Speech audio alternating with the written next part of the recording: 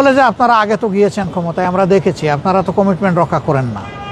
এই যে একটা ব্যাড কালচার হয়ে গেছে, এটাকে পাল্টানোর দায়িত্ব কাউকে না কাউকে নিতে হবে, সেই দায়িত্বটা আমরাই নিতে চাই।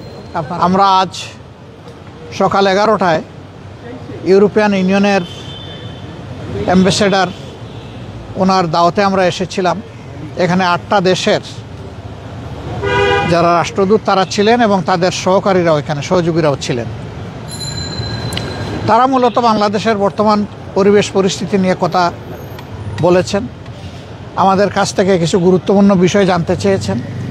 তারা জানতে চেয়েছেন ইলেকশন ফেব্রুয়ারিতে যেটা হবে সেটার জন্য আমাদের প্রস্তুতি কী রকম আছে, সাধারণ নির্বাচন এবং রেফারেন্ডাম যদি একই দিনে হয় সেখানে কোনো প্রবলেম হবে কিনা। আমরা বলেছি যে আমাদের দেশের মানুষ ততটা এখনও কনসাস না, এই জন্য একই দিনে দুটো নির্বাচন হলে দুটা নির্বাচনই ক্ষতিগ্রস্ত হওয়ার আশঙ্কা আছে, ভোটার টার্নওভারও কম হতে পারে। এই সমস্ত কারণ সামনে রেখেই আমরা বলেছিলাম দুটো নির্বাচন আলাদা আলাদা হওয়া উচিত।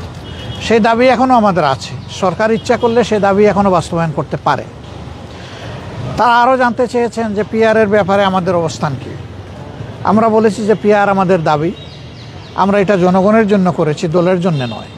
এমনকি আমরা যদি জনগণের ভোটে নির্বাচিত হয়ে আল্লাহর ইচ্ছায় ক্ষমতায় যাই, ক্ষমতায় তো আমরা বলি না, দেশ সেবার সুযোগ পাই, তাহলে আমরা তখনও পিআর বাস্তবায়নে আন্তরিকতার পরিচয় দেব। তখন এটা হবে না যে আমরা তো জিতে গেছি, এখন আর পিআরের দরকার কি। অতীতের যে কালচার, এটাকে আমরা পাল্টে দিতে চাই। মানুষ এখন অনেক রাজনৈতিক দলের কমিটমেন্টের উপরে আস্থা রাখে না, বলে যে আপনারা আগে তো গিয়েছেন ক্ষমতায়, আমরা দেখেছি আপনারা তো কমিটমেন্ট রক্ষা করেন না। এই যে একটা ব্যাড কালচার হয়ে গেছে, এটাকে পাল্টানোর দায়িত্ব কাউকে না কাউকে নিতে হবে, সেই দায়িত্বটা আমরাই নিতে চাই। আপনারা দোয়া করবেন। তারপরে তারা জানতে চেয়েছেন সমাজের বিভিন্ন অংশের মানুষের প্রতিনিধিত্ব কিভাবে হবে, সকল মানুষের সিকিউরিটি কিভাবে নিশ্চিত হবে, রোহিঙ্গা সমস্যার সমাধানটা কিভাবে হবে, এ নিয়ে আমাদের কি চিন্তা ভাবনা।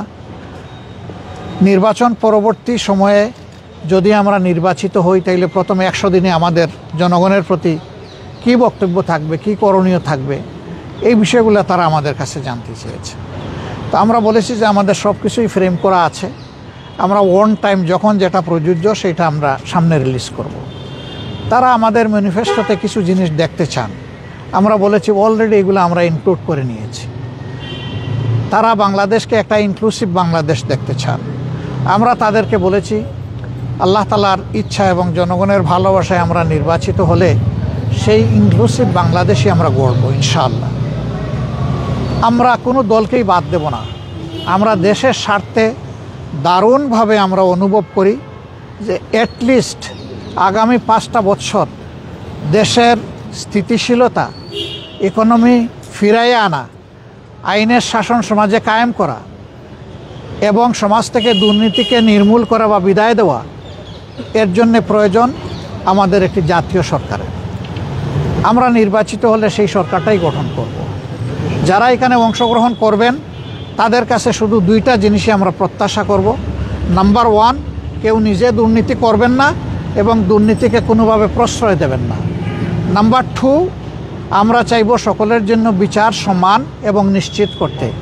এই ব্যাপারে কোনো ধরনের হস্তক্ষেপ কেউ করবেন না রাজনৈতিকভাবে। মিনিমাম এই 2টা জিনিসের ব্যাপারে যারা একমত হবেন তাদেরকে নিয়ে আমরা সরকার গঠন করার জন্য আমরা আগ্রহী। আমাদের আপত্তি নাই না, আমরা আগ্রহী, সেটা দেশের স্বার্থে। এমনকি আল্লাহ যদি ইচ্ছা হয় যে 200 আসনেও আমরা বিজয়ী হয়ে যাই, তারপরে আমরা এটি করব ইনশাআল্লাহ। এবং দেশবাসীকে আমরা আশ্বস্ত করতে চাই, অতীতে যা হয়েছে হয়েছে, এখন সারা দেশবাসী আমরা ঐক্যবদ্ধ, দেশের স্বার্থে, আমাদের আগামীর প্রজন্মের স্বার্থে।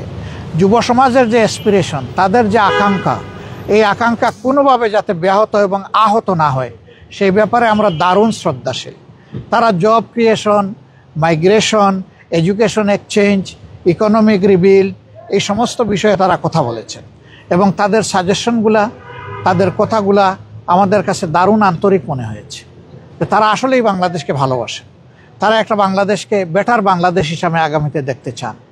আমরা যেন দেশ এবং বিদেশের সকলের আশা আকাঙ্ক্ষাকে আমরা সম্মান করতে পারি এবং সকলের আশা বাস্তবায়ন হয়ে আপনারা দোয়া করবেন।